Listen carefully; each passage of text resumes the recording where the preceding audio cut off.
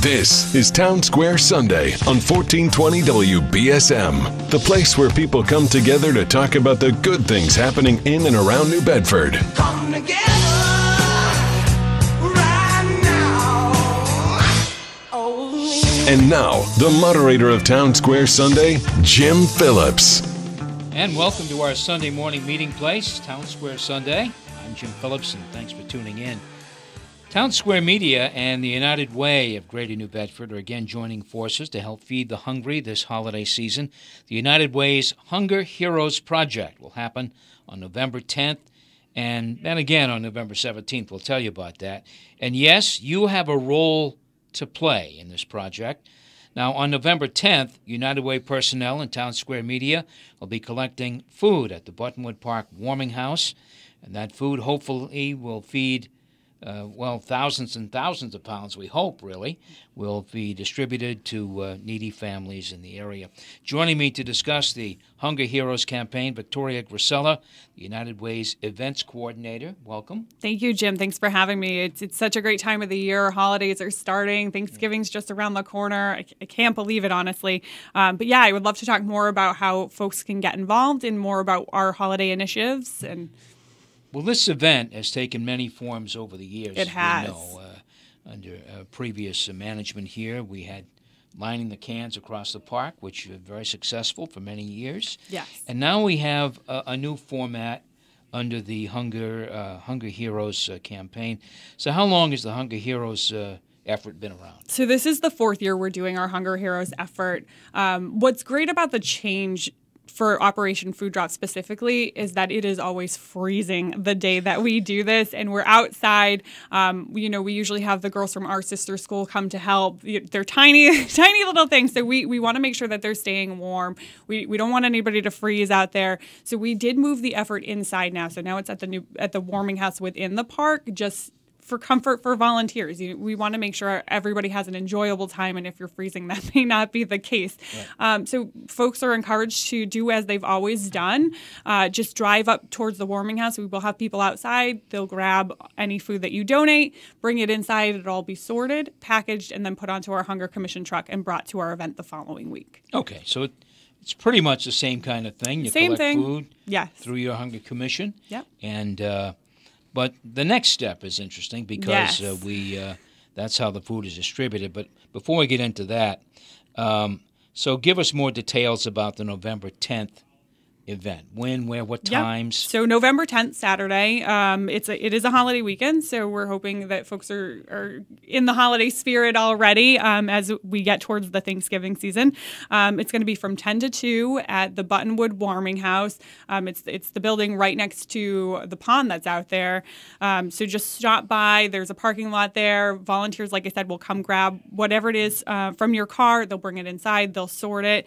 Things that we're mostly looking for are Thanksgiving items, those extra pieces that make the meal, not just the turkey. While we do package all the meals with a turkey, we need things like stuffing and gravy and cranberry sauce, all those pieces that really make that Thanksgiving savory and just that staple for all these families that we're helping to feed. All right, so the turkeys come from somewhere else. Yes. Yeah. Yep. Where do they come from? So we get some grants that help pay for some turkeys. We have people who donate turkeys to us.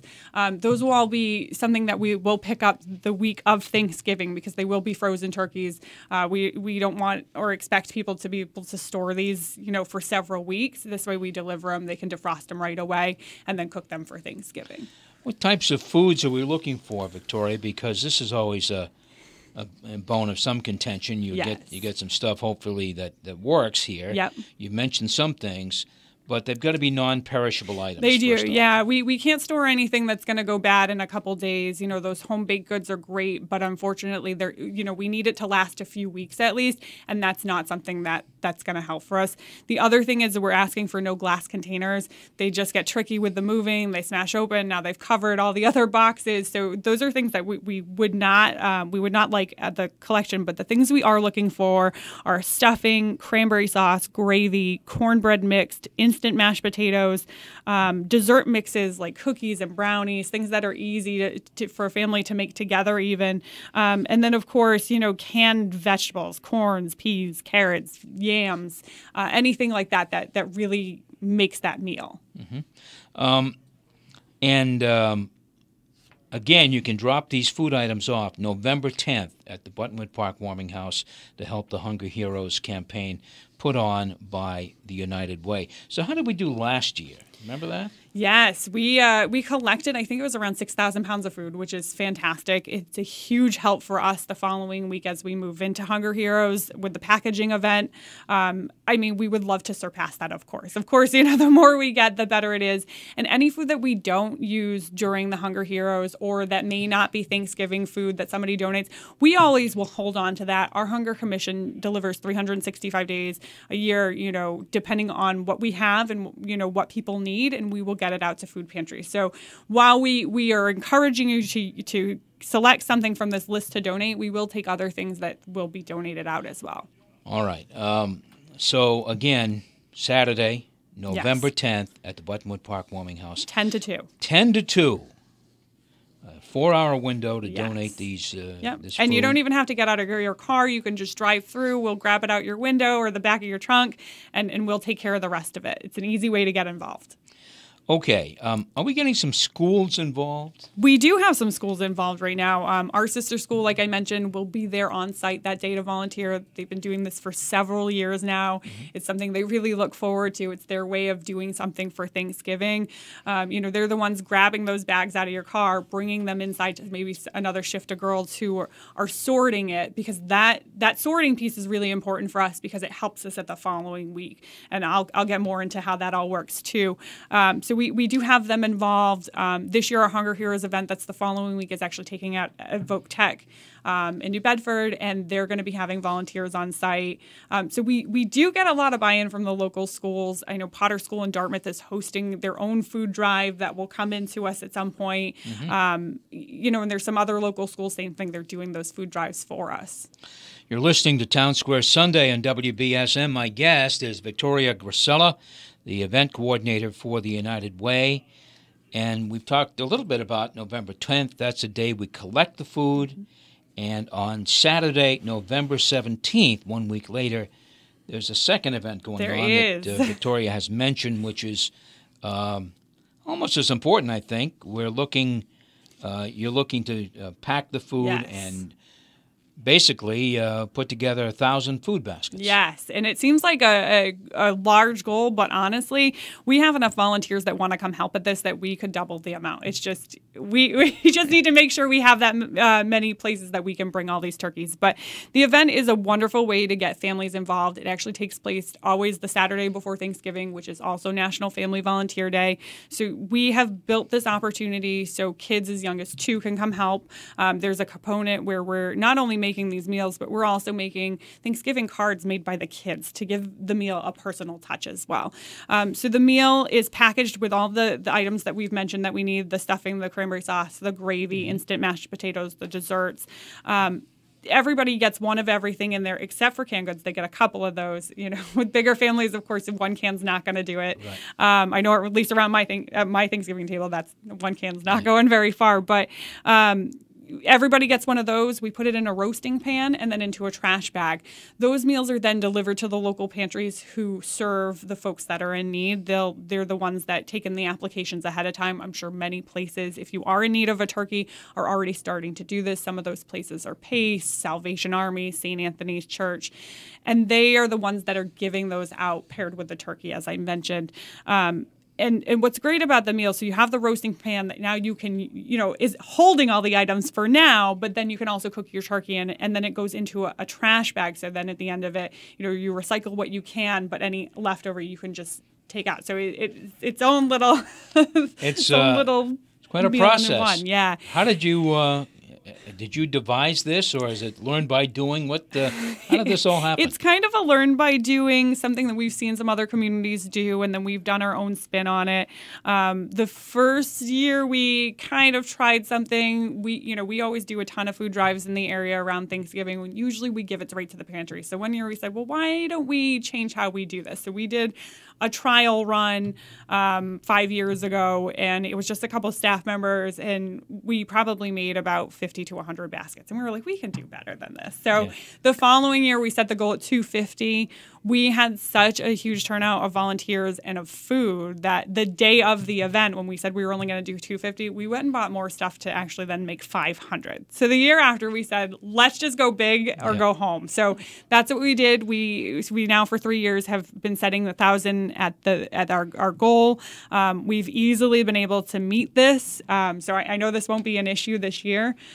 We actually opened registration on Wednesday, October 17th, and within an hour, we filled up all our volunteer slots. So we're actually trying to see how we can fit some more volunteers in or come up with another component. I mean, the event's always evolving and growing, and the more people we can get involved, the better. You know, that's something United Way as a whole really cares about, is the volunteerism piece and how we can get people out together. We can get kids out, you know, early learning about volunteerism and how important it is to give back to your community.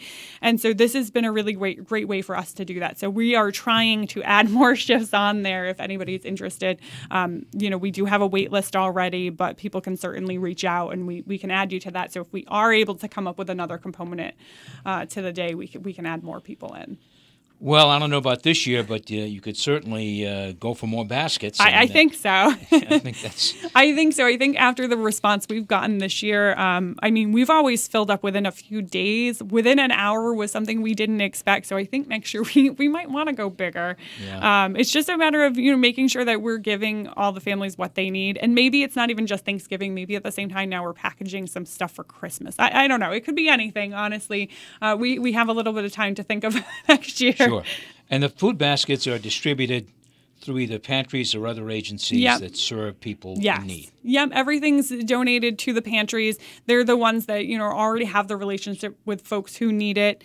And so that, you know, like I said, it's St. Anthony's, it's PACE, it's Immigrants Assistance Center, Salvation Army, just to name a few. There is a full list on our website.